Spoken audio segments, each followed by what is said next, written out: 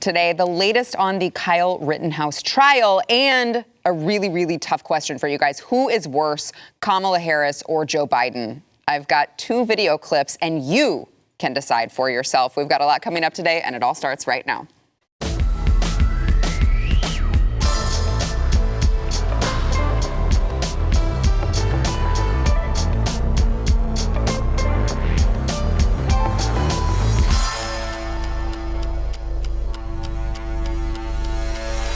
Hey, welcome to the News and Why It Matters. I am Sarah Gonzalez, and it is, in fact, Thursday, which means the boys are back in town. We have, of course, Stu Burkier, host of Stu Does America, and Pat Gray, host of Pat Gray Unleashed. Both here, both really, really like chomping at the bit to discuss the headlines of the day. Yes, this has been quite the week. It really has. Yeah. It really has. I mean, especially we were talking off air about this Rittenhouse trial. It just seems to get crazier by the day, and just every aspect of it, none of it spells good things for the country.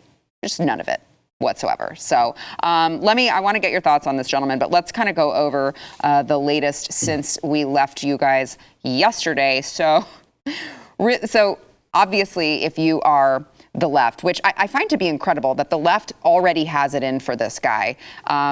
They act as if he killed a bunch of black people who were unarmed. That's kind of like the vibe that you get from not only the CNNs, the Jeffrey Toobins, which we'll get to later, and the news commentary, but also just the general public. They're listening to this. And LeBron James. Yes. And when he tweeted yesterday, I'm thinking, do you know the people killed weren't black? I don't think he knows. I don't think he does. I really don't think he knows. Yeah. It's really incredible. Yeah. We have that later too. So let's get into that as well. But so I guess like the left is really just reaching for anything to discredit anyone who may help Kyle Rittenhouse get justice, including the judge for the grave, grave, grave sin. This, what is this judge's name?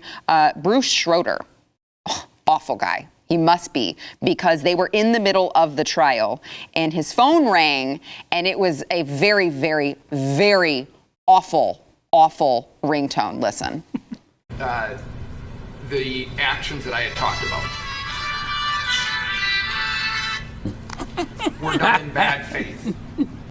Wow. Wow. How dare he have a patriotic ringtone? How dare he? God Bless the USA by Lee Greenwood. Wow. Can he recuse himself already, please? Because that's too far. That he obviously is biased in this case. That is in the Constitution is that judges are not allowed to like the country. People don't know that. Right. It's in the Really? Good and Plenty clause, I believe. I think so. You got to check it out. It's amazing that dumb little ringtone, which is an amazing ringtone, I will say. I know, it's like, was this ringtone from 1990? It's like one of those Nokia old phone? MIDI, version of that song, which I swear was called "Proud to Be an American" and apparently is not. It's "God Bless the USA." I don't think I even knew that. Yeah. But it's very revealing that the left would come out and say it disqualifies him if he likes the country. Like, I know. If that does not tell you the entire story of America over the past few years, I don't know what does. It really, it's like it tells us more about you guys than it does about him. Yeah, if it would have been the Soviet national anthem, I guess he would have been a hero.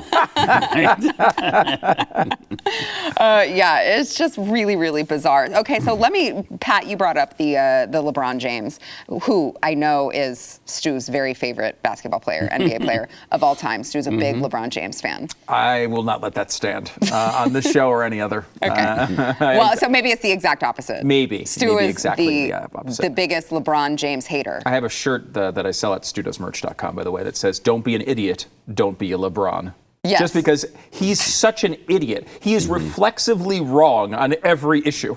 Just like he was this week. Yeah, he was. So he tweeted out, as Pat mentioned, he tweeted out, he, of course, was retweeting Kyle Rittenhouse breaking down on the stand. I think anyone who watched it could tell the kid clearly has PTSD. It did not look fake or staged or anything like that. But LeBron James said, "What tears? I didn't see one. Man, knock it off. That boy ate some lemon heads before walking into court," with 3 laughing emojis. Because I guess it's, if you take away that part of it, why would you put laughing emojis if you were very upset that Kyle Rittenhouse just killed people? right? Like, Right. so now that's funny that he ate some lemon heads before walking into court. Laugh, laugh, laugh. Okay, wait a second. I thought you guys were upset that these people actually died, and I thought this man was a murderer, and now you're laughing about it. Yeah. I love how he was responded to, though. Yeah. Just as he should have been. He really got put in his place. He got dog slapped. There's a cover right there that we have. I remember this moment very well. With people pointing out him crying because he had a cramp? Cramp. And he's crying like a 3-year-old girl because he's got a cramp. Yeah. This guy had to defend himself and his life, and he had to take the life of others. Of course he's upset about it. 17-year-old kid having to make that decision, a life and death decision like that, and it obviously affected him greatly. But LeBron James crying at the basketball court,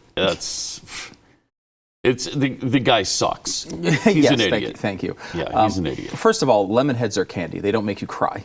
Well, maybe they make LeBron cry. Maybe I was they confused do. by that too. Why would you cry from a lemon head? A lemon head is Because they're sour. Yeah, but they're not that sour. I mean, Did they again, make you cry? Maybe they do him. LeBron is a little baby. He is. So. And here's a guy who is one of the most, as much as I can't stand him, one of the most fit athletes of our generation, yet who crumbles constantly when people brush into him on the basketball court. He constantly is falling over and flopping when no one even comes in contact with him. I know, you'd think he's playing soccer out there. Yeah, I mean, he constantly fakes injuries, full stop. Yeah. And he does it for drama. He does it to fake referees, to steal basketball games. He cries over he's famous for fake crying and fake falling. And he's going after Kyle Rittenhouse, who, as you point out, this is Kyle Rittenhouse, an 18-year-old kid who is describing in front of 17 at the time. 17 at the time. Yeah. I think he's 18 now. Yeah. Yes. 18 years old, who's on the stand in front of millions of people watching, describing the worst moments of his life. And he completely loses control of himself. That is, I would say, very understandable. Yeah. If any of us can put ourselves back in that moment, I think we all have had, moments where, I mean, he looked like he had just lost a parent, right? I mean, he looked like it was not, there's that's the ugly cry, right? Like, that's the full out ugly cry. That is like that's not for effect. That is completely losing control of himself. And it's understandable. Like, this is clearly a person who did not want to kill people while he was there, as evidenced by the fact that, number one, multiple people come up to him, try to attack him. He points the gun at them. They back off, and he does not shoot them, even though he probably would have been justified in doing it because they were coming at him and attacking him in that way. But once they backed up, once they put their hands up, he stopped. Even one of the guys who actually pointed a gun at him, when he pointed his gun back and the guy put his hands up, he stopped until he made an aggressive move for his gun, and then he shot his arm off. Look, this is a guy who I think it's an open and shut case. It's all on video. You could have put the video and just played it, and then completely separately just put Kyle Rittenhouse's testimony as a narration for the video, because he told you exactly what you saw in the video. And so did some of, like, the guy who got shot. Yep. He told the same story. You mean the prosecution's witness? Yeah. Multiple prosecution witnesses said exactly what Kyle Rittenhouse said. And they tried to say initially that Kyle was chasing them when it was the other way around. He was chasing Kyle. Yeah. Wow. How did it even come to trial? That's exactly where I was going to go with that, is that it's depressing and really terrifying to see that something with so little evidence can be brought to trial, and not just brought to trial, but like, this is in a national spotlight. And you watch it and you're like, how in the hell did this prosecution think that it was appropriate to ruin this kid's life and put him through the ringer? And for what? For what? Because there's no evidence there. So let me play for you, again, despite the evidence, or lack thereof, I should say, that's not stopping the entire world, who I think has watched precisely 0 minutes of the case, to go on and form all of these misguided opinions about the case, about Kyle Rittenhouse, about whether he's guilty or innocent. And of course, we would expect places like CNN to do just that. Well, here is Jeffrey Toobin, who, again, I don't know why he's on TV. I don't know why they're bringing him in. I don't know if they've asked the females how they feel about Jeffrey Toobin now being in studio with them, and if that perhaps makes them uncomfortable. I don't know. But here's Jeffrey Toobin going live on CNN to say Kyle Rittenhouse is lucky that it's not illegal to be an idiot. Watch. What kind of idiot 17-year-old gets a giant gun and goes to a riot? He has no license. He has no training. He thinks he's going to scrub graffiti off with his AR-15. I mean, the stupidity of this is like, what could possibly go wrong? Well, a lot went wrong. The good news for Kyle Rittenhouse is that he's not on trial for being an idiot. He's on trial for homicide. Right. And in that respect, I mostly agree with Joey that this is a tough case for the prosecution because it does seem like he has a plausible case of self-defense.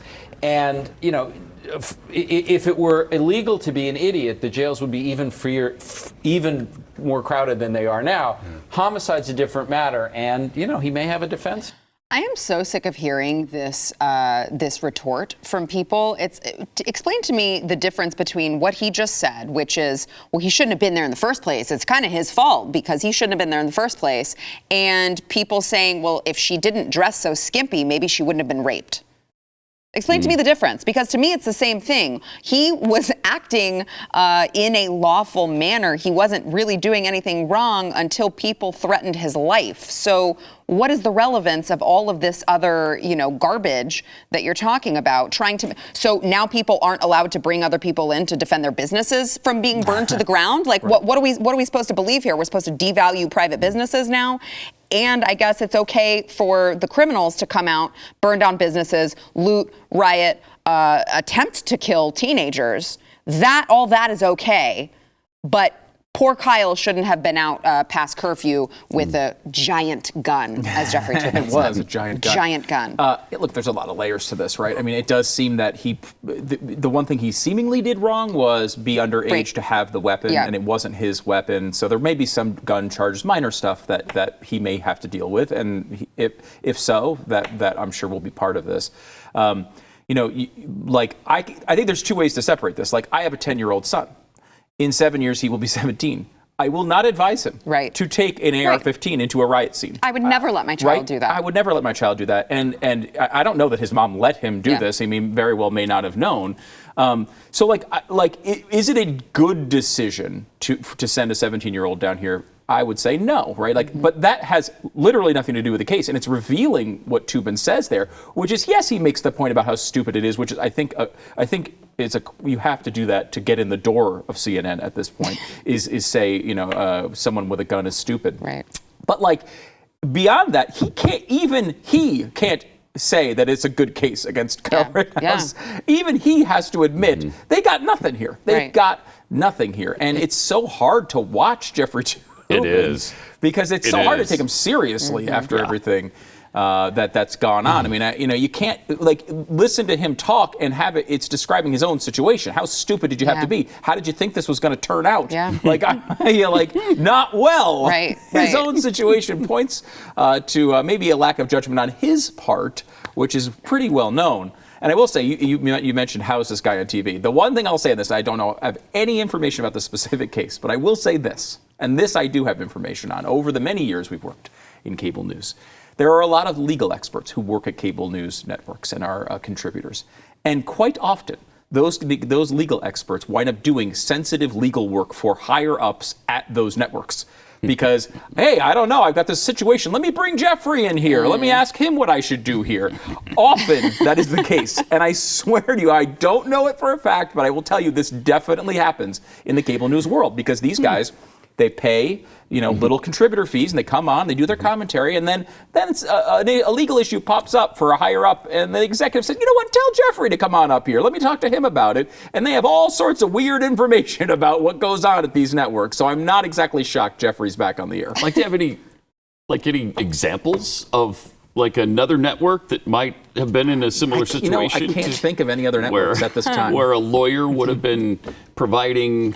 I will say it's not just one. There are multiple examples of this type of behavior. That's weird. It's not necessarily all nefarious, but it does give a hell of a lot of power to legal experts at cable news companies. that appear on the air often. And you don't you're know why always they're there. You're always like, why is that guy always on the air? Like, pretty He's sure there bad. are more He's legal not good on the experts air. than- He's not good looking. Right. He's not What's he anything. doing? Why are you there? Why? Yeah. That's And why. that's why. Often. Interesting. Thanks for that insight, Stu. All right, we've got more to come, but first we want to thank our sponsor, Built Bar. So Thanksgiving is coming up. You're going to have a ton of temptations coming your way with all of the pies and the cakes and whatever the heck else you guys I don't know, pudding. I don't know if people have pudding for Thanksgiving. I'm sure someone does. But what this means is that you need to make sure that your pantry is stocked with Built Bar so that you don't make a bad decision, okay? Built Bar are their healthy protein bars. They're all covered in chocolate. They taste like you're eating a candy bar. So you're going to eat it and you're going to be like, I feel like I should feel guilty about this, but you actually shouldn't because they are all like 130 to 180 calories depending on which one you get, and they're all high in protein, they're high in fiber, they are low in sugar. It is going to be a really, really healthy treat, all right? Make sure you load up in time for Thanksgiving so that when your New Year's resolution is, I need to lose weight, you have much less to lose. You can go to built.com, use promo code NEWS15. You'll save 15% off of your order. Go check out the flavors over at built.com. Use promo code NEWS15. All right, I want to briefly get into what has happened so far as of the time of this taping today in the trial. So, Drew... What is... Stu, Oh, I'm is sorry. your phone ringing? I've got a phone call. Stu! I'm sorry, it's my phone. You I should be should've- excused from this show. What? What is that For song? playing that hideous song. Oh my god. Oh, I shouldn't. Gosh, I'm sorry. I didn't mean to like the country. That It's is my fault. That was totally unprofessional. I'm sorry. Wow. To the whole audience. Wow. They're not gonna trust a thing you say now. They're not gonna trust a thing You're you right. say now. You're right. Next time, Soviet national anthem. Drew Hernandez, who is he's very similar to our own Elijah Schaffer, right? He's a reporter. He is one of the few who go out to all of these riots, go out to wherever there is, nefarious stuff going on the ground, go out to places where I don't see any CNN, MSNBC cameras, right? I don't see any of those journalists actually getting down out on the ground, getting this footage. They usually want to, get it from people like Drew Hernandez. But Drew Hernandez was there that night. He did testify that Rosenbaum lunged Rittenhouse and charged him from behind before Rittenhouse fired the gun. And of course, this is, we mentioned how horrible the prosecution is. Here is the prosecution trying to, I think they're trying to make the case that Drew Hernandez is biased because he was going out to film riots. I don't watch. Videos that you have captured of these incidents that you call riots, they're very slanted against the people who are rioting. You characterize them as Antifa, Black Lives Matter rioters, correct? Because they are rioting in the footage, yes, absolutely. I'm not Well, sure. yeah, I classify rioters as, rioters. Yeah. Yeah, when they're rioting, I call them rioters. Really? Yes. Wow. Yes. Wow. What a You seem bias. to be saying that in a derogatory manner. Yeah. Look. I don't really care for rioters. Wow. Yeah. Wow. I That's know. an opinion. I know. What you just There it said is is. an opinion. There it is. And so they tried to poke holes in Drew Hernandez's account even more by saying, he must be biased because, well, you say you're a journalist, but also you're a commentator. But you must be making this up. Watch. You say you're a journalist and a reporter? Yes, Earlier you identified yourself as a professional commentator. all the above. Is it your practice as a journalist to interject your personal opinion into the stories you're reporting on? No. But you did that here. Where? On August 25th, a few minutes after these shootings, you posted on Twitter your opinion. No, I said apparently at the beginning of that statement. What effect does that have? It means apparently. It doesn't mean that this is 100% my opinion. You had already jumped to a conclusion, an apparent conclusion at that moment, right? That's what apparently means. But that's not what journalists do, right? I don't know where we're headed here. I'll be done. Thank you. Okay, you may step down, sir. Oh, it's so bad. Wow. It's painful to watch. How is It this still is. going on? How is this still going on? He gets caught in his own circular question there. He doesn't even really know what it is he's Apparently, trying to what get does that to. mean? Yeah, well, it means apparently. Oh, I Oh. see. So you're qualifying that with a word that means apparently then. Yeah. Yeah. That's what I was doing. We don't know all the facts 100%, but the facts that we know lead to an apparent conclusion that X, Y, and Z has happened. And one way that we could tell is we have video of it. Right. That is one way we can tell what the apparent conclusion is. And think about this case without people like Drew Hernandez involved, without people like Elijah Schaffer, without people like Richie McGinnis. This kid would fry. Yep. He would absolutely fry for this stuff. Yeah, because he would. if we did not have it on video, we would not know. And it's I was thinking about back to the Michael Brown situation. Remember this? Michael Brown, he was African American, robbed a convenience store, then charged at an officer who wound up shooting him.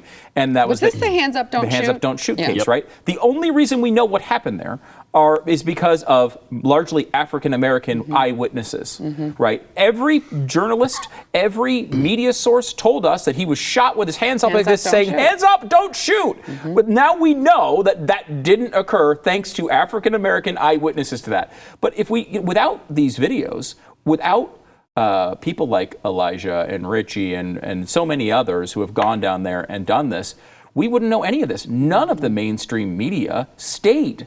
They did their shots from at the end where the police were and then went home for the night at 10 p.m. when nothing was going on, and they said everything was peaceful. Yeah, thank goodness, because MSNBC was just yesterday trying to say that one of the people that Kyle shot had his hands up.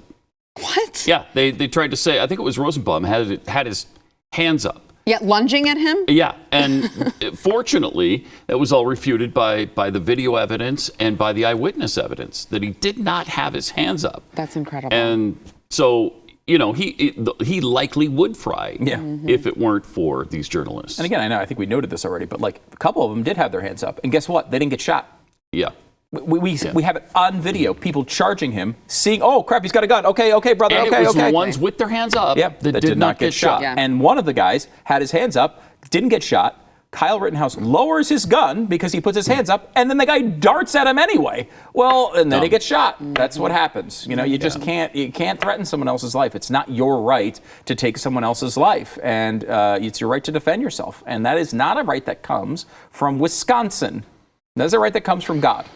Yeah, I appreciate you pointing that out. I feel like people always forget that it's a God-given right, not a government. Not from the right. federal government, Yeah. not from the Constitution, Yeah. not from any of that. It's your right as a human being to do it. So I found this interesting too when it comes to this case. Apparently, Chicago PD has canceled one of their regular days off this weekend for all full-duty officers to, quote, enhance public safety because they are bracing for possible upheaval ahead of a potential verdict in this particular trial, in Chicago. So they said to enhance public safety and to address current crime patterns, all full-duty sworn members will have one regular day off canceled this upcoming weekend. That was what they said was because they are trying to brace for potential upheaval. Over whether if he's innocent. That's what they said. That's what they said. That's unbelievable. Yeah. That's unbelievable. But totally believable, right? Well, right, especially with, what was it, George Floyd's cousin, who was like, basically, we can find out where all the jurors live. We know where they live. Oh, yeah.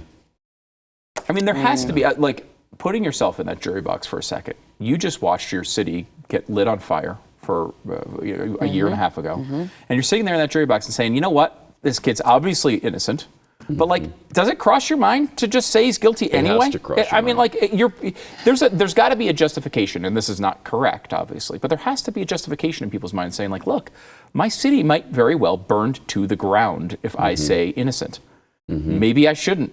And that's the type of pressure that these groups like Black Lives Matter want to bring against juries. They want them to lie intentionally to stop them from terrorizing these communities. Obviously, it shouldn't happen, but you have to worry about it. That's the only way this comes out as guilty. It's the only way. Well, which again is just so stupid. You mentioned Black Lives Matter. It's like, how dumb would it be if that's what they did when no one that was shot was black. Yes, that is an important detail. It just shows what a crappy white supremacist Kyle Rittenhouse is. He is so bad at white supremacy, he's shooting white people. Wow, that's a great point. All right, we've got more to come, but let's take a break really quickly. First, we want to thank our sponsor, Tommy John. So the end of the year is upon us, and most people might call it the holiday season, but Tommy John wants you to know it is also the softness season, yes. And you may think, oh, that's so cheesy, Sarah. Okay, but if you think that, that is because you have never tried Tommy John, because they are literally the softest things you'll ever put on your body. They're True or legit. false? Legit. True. Absolutely true. Yes. I love their they have these lounge shorts and Yes. lounge pants. Oh, I I have love the lounge those. pants so much I wear them all the time. Thank you. All the time. Okay, so embarrassing. I say this all the time on the show. I'm like, I literally, when I get in my house, I'm like, don't talk to me yet. I'm going to go put my loungewear on, and then I can handle whatever it is that you have to tell me. Legitimately. Tommy John they is legit. really are Yeah. the best thing you will ever put on your body. By the way, returns and exchanges are always free, and they've got loungewear. They've got, obviously, I'm sure you guys have heard about, they've got men's underwear, but they've got women's stuff too. So make sure you check it out, no matter the, I was going to say one of the 100 genders that they have, but we know that there's only 2. You can go to TommyJohn.com/Y for 20% off your first order. That is TommyJohn.com/Y, TommyJohn.com/Y. See site for details. All right, here is the segment where we're really going to have to make a decision, guys. It's going to be hard, but we need to decide who is more terrible, Joe Biden or Kamala Harris. Joe Biden today was just giving a speech. He was upright, so that was good for him. And he was talking about, he had the audacity to discuss the economy. And really, honestly, the high inflation is because Americans have more money. Because, I mean, they got it from Uncle Joe himself, just gave them the money, and now they have more money. And like, that's what happens is inflation when all of these things happen and Americans have more money. Watch. And the irony is people have more money now. Because of the first major piece of legislation I passed. You all got checks for $1,400. You got checks for a whole range of things. If you're a mom and you have kids under the age of 7, you're getting $300 a month. And if it's over 7 to 17, you're getting $360 a month. Like wealthy people used to do when they get back tax returns. It changed people's just like lives. wealthy people. But what happens if there's nothing to buy, you got more money, you compete for getting it there, it creates a real problem. So on the one hand, we're facing new disruptions to our supplies. Yes. Say words. At the same time, we're also experiencing higher demand for goods because wages are up as well as people have money in the bank. And because of the strength of our economic recovery, American families have been able to buy more products. Yeah. But guess what? They're not going out to dinner and lunch and going to local bars because of COVID. So what are they doing? Right. They're staying home, they're ordering online, and they're buying product. Lots of people doing that. Well, with more people with money buying product and less product to day. buy, what happens? The supply chain's the reason. And the answer is you guys. I'll get to that in a minute. But what happens? Okay. What happens? Prices go up. And people are feeling it. They're feeling it. Do you ever think you've been paying this much for a gallon of gas? No. In some parts of California, they're paying $4.50 a gallon. Yeah, why? Why? Yeah, because of you. Why would you say that? Oh, man. Oh my God. Okay, there's a lot to unpack there, but I want to just earlier today, Joe Biden, I could try to tell you what the hell he was even, like, was his larger point, why he was speaking. But all I know is that he started telling a story about a black man named Satchel Paige. And I don't know. I don't think that you're supposed to use this term when talking about black people, but I'll let you decide. Watch. I've adopted the attitude of the great Negro at the time pitcher in the Negro Leagues, went on to become a great pitcher in the pros in the Major League Baseball after Jackie Robinson. His name was Satchel Paige. The great Negro. I like Negroes, and he's a Negro, and I like him.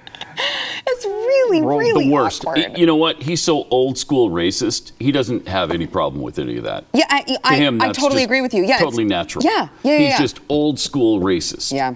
And he proves it all the time. He does. There are so many instances we could play where he has gone down that kind of road. Amazing. And yet, Donald Trump was the racist. Right. I mean, could you imagine? Right. Imagine if Donald Trump had said that. It's funny because, like, very recently, over the past year, they have taken the Negro Leagues, which is what they were called, and they have taken their statistics and made them part of, like, baseball lore, so that the records that stood in the Negro Leagues now count in Major League history. And of course, they were different types of leagues. They were great players, some of the greatest players of all time. Satchel Paige was one of them. Satchel Paige, yeah. Played in those leagues, but they were very unbalanced. They played very odd schedules, and there's all sorts of reasons why, for a very long time, they were not included in, like, the official Major League records. They just did that over the past year, and when that occurred, all these people that I guarantee voted for Joe Biden said it was racist for people to do anything other than include them. It was this, like, thing that if you said, wait a minute, though, I mean, these guys, they didn't even play full seasons. They played different lengths of seasons. These games were on unofficial fields at times. I don't think we can count those records. You're a racist. You just don't like black people and you don't think they count. Now, Joe Biden, the guy they all voted for, is up there going, I don't even want to go into it. Saying all these things that I don't want to say, but rolled right off his tongue. And that's not going to be a problem at all for anybody. It's just Joe being Joe. It's an amazing moment. And, you go back to that first clip where he's just the economic illiteracy involved to make these arguments is just amazing. I mean, obviously, take it to its extreme for a second. Why not give everyone $1 trillion a week? What's the problem with that? Well, we all know that inflation will come, money will mean nothing, and it'll disintegrate our economy. Now, they are making the judgment that giving people $1,400 checks and $300 a week for this and $400 a week for that, thousands of dollars a month going to families, to unemployed people, to all sorts of different projects, and not even to mention the extra $3.5 trillion they want to spend on this next bill. All those things are going to be just slightly less than the line that makes our economy collapse. And they're just betting on that and hoping that they can pick out that number that will just inflate our money and make things more difficult to buy, but not collapse our economy. Do you trust that man with that decision? I don't. Nope.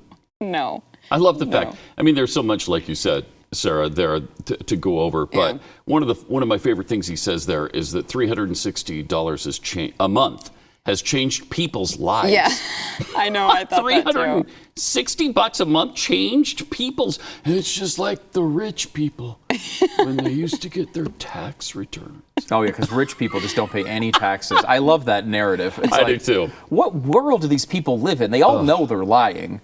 I will say, I'm watching that clip because you could see the I don't know sign language, but I don't think the sign language person believed him either. I gotta say, I just watching her facial expressions, I do not think the sign language person. That's actually one of my favorite additions during COVID. I feel like they really amped that up during COVID, and I've been really happy with it. It's great. Even when the person speaking is really boring, the sign language person is really interesting. Yeah, exactly. It and always animated. Always really animated. Yeah. Have you seen the sign language people at like some of the rap concerts and stuff? No. They're like dancing while they're really. It's great. It's hilarious. That's fun. Okay, well, so before we go, I have to play Kamala too, so that you can do the comparison. So Kamala Harris, both of these people, they're suffering with really low approval numbers. I don't think this is going to help either of them. Kamala was in France, I guess, trying to mend relationships with France after the latest debacle, and she was talking to a bunch of scientists in a lab in Paris and tried to use this fake French accent, I guess, and it just is really bad. Watch. With us in government, we campaign with the plan. Uppercase T, uppercase P, the plan. And then the environment is such that we're expected to defend the plan. Even when the first time we roll it out, there may be some glitches and it's time to reevaluate and then do it again. So bad. She thinks that if she just moves her hands like this whenever she says the word, that it makes it French. Yeah. is she trying to do French, or is she imitating Hervé Villachez there? The plane! The plane! The plane, boss! The plane! I'm not sure. It's hard to know. Weird. It's Either way, really weird. it's really, really cringeworthy. It really is. Oh. And I will say this. bad. I mean, Biden at least has the excuse of being 100 years old. Yeah. What is Kamala's excuse for being so terrible? She's terrible. What is She's just Kamala's terrible. excuse? The way she worked her way up the ladder was not by proving her political prove merit. something to somebody. Yeah, it was not political merit. And It's just 28% the approval rating, we're getting down to Nixon numbers almost now. Yeah. His approval rating, we looked it up this morning when he left office, was 24. So she's 4 points away from Richard Nixon approval rating. Wow. So it's amazing. I, for one, love to see it. I love to see it. I would too. I really do. I do too. I mean, she, it's interesting because he's only at 36. But he's ahead of her in approval rating, but not by much. But what's interesting about it is like her approval rating, I can't really place why. She doesn't seem to do a lot. I don't see her a lot of places. I think she's just so invisible and such a non-entity, people don't know what to think about her. I mean, she does have a higher I don't know rating. She has a lower disapproval rating than Biden does. She has a larger I don't know rating because I don't think anyone knows. I mean, when they see her, they don't like her. But they don't see her very often. Right. Usually people who hang back like that will keep a relative balance between approval and disapproval. She's just, I mean, whenever people see her, they just know, oh, God, not her. And what are they going to do? Because, she was the backup plan for if he implodes. Well, he's imploding. Now what is their backup plan? You can't let her be there to take over for him when she's got 28%. I don't know what they're going to do. I can't wait to see. Yeah. I really can't wait to see. All right, we got to take a break. We'll be back. Oh, I didn't have you pick. Oh. Who's worse? Audience, you can comment below if you are watching on YouTube, or I think BlazeTV has a chat function. Facebook, let us know who you think was the worst. I did hear, Stu, you said Kamala for you. Yeah. And Pat Joe said for me. Joe. They're both awful. Joe has more of a negative effect on my life. Yeah. Right. But And we she's see just him a really lot more. annoying. Yeah, we do. Yeah. It really is a toss-up. It's hard to pick. They're just both so terrible. Speaking of terrible, Democratic Oregon Representative Earl Blumenauer, I think that's how you say his last name, he was at the climate summit, the United Nations Climate Summit, and he actually, listen, it's just that he told us some groundbreaking news about how hot it got in his particular area, and you're not going to believe it. Yeah, watch. We are in a race against time. I came here buoyed by the experience I had with Speaker Pelosi in the first select committee. It took on new urgency for me this year with the horrific events. There was one day this summer in Portland where temperatures in the heart of my district hit 180 degrees. Whoa. People died. Yeah, at That's 180, I think degrees. almost everybody would die. The temperature hit 180 degrees. I'm afraid you'd be scalded by the UV rays just stepping outside. It's amazing anybody lived. I can't believe that you guys 180. don't take this climate change stuff seriously. Well, I'm going to when now, the knowing that it was highs- a 180 in Portland. Just saying, we're It all seems gonna die. have melted most of his tie too, which is very strange. So apparently there was a news report that they measured the temperature on the hot pavement. Right. And the hot pavement was obviously much hotter than what the temperature was. But that's not what he said. No. No. He said the temperature was 180 degrees. Temperature was 180. If that's the case, I'm all in for this climate change stuff. It's funny because a lot of people who have been skeptical of the climate change argument have pointed out that is it really that it's that much hotter, or is it that we put pavement everywhere and all of our temperature measurement devices are near the pavement, so it's just naturally warmer, called the urban heat island effect. I haven't heard this. Yeah, I mean, that's fascinating. Yeah, I mean, it doesn't necessarily explain everything, Yeah. but it does. It's an interesting thing because if you go through, one site did this years ago. There's something like, I don't know, there's thousands and thousands of individual temperature monitoring devices, and if you go around and look at them, they are all closer to parking lots than they were 50 or 100 years ago, right? Which makes a lot of sense. Some of them are, I mean, they found some that were right next to air conditioners blowing out heat. They found some that were on, right, like in the, not as they're designed to be in the middle of a field somewhere away from everything, so there's no change in environment, but near industrial equipment and large swaths of blacktop and shingles and things that maintain, retain heat. So, I mean, look, it does get hotter on blacktop, as we all understand. Right. That has nothing to do with climate change. That has to do with blacktop. What about the storms, though? The frequent, more intense storms? Yeah, no, that's not. Yeah, you're stumped there. No, stumped on that one. Not really. What about no. the wildfires that burned down half the world? What about them? What about the rising sea levels that have swallowed Tuvalu? What about that? They've swallowed it. Tuvalu? Swallowed the island of Tuvalu. Wow. Yeah. That's not. Damn it. I hate it. I hate all these changes. You do hate all these them. changes. What about the constant tornadoes that we can't stop? We just can't stop them. None of these things are showing trends of What about all the increase. cities that have just fallen into the sea? What about those? None. No cities have fallen into the sea. What about Greenland sinking underneath the ocean? What about that? That what hasn't about occurred. That has not occurred. Man. Climate denier. Yeah, this is what they do, though, right? Like, you just, here are things you've heard of in the right. Exactly. Yeah. Like we all know, like if you think about crimes, shootings, right? Yeah. Like there used to be shootings that would go on all the time in the country, and we wouldn't know about them. But the media culture has come to a point where everything gets picked up. The same thing is going on with climate. Like these storms happened for all the time. A lot of times we didn't even know they occurred. I mean, when you go back and look at tornadoes in particular, we didn't have the measurement equipment we had back in the day, so we only really detected the big ones. There's no trend of big hurricanes. Actually, a slight decrease in the trend of larger tornadoes. But what people like Al Gore do is like, well, now we can pick up all the F1 tornadoes, so we'll add that to the pack, and it looks like there's this big increase. Well, those tornadoes were happening before. We just weren't detecting them. We couldn't measure them back then. There's a lot of this stuff that goes on with climate, and it's all designed to put America and the world in a constant stance of war, right? We'll do all sorts of crazy things when wars break out, right? We'll give up all sorts of rights. We saw it with the pandemic, right? We'll do all sorts of crazy things when we're threatened like that. They want to give you a natural state of pandemic, a natural state of war, so you'll do all sorts of crazy things all the time. They don't have to wait for the big event. And that's what the climate, what many of these politicians use the climate scare to do and to accomplish, to get all the stuff they want done to be done. By the way, just a fun fact for you, the hottest air temperature ever recorded worldwide was 134 degrees in 1913 in Death Valley, California.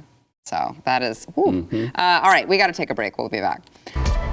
So, Stu, I frequently...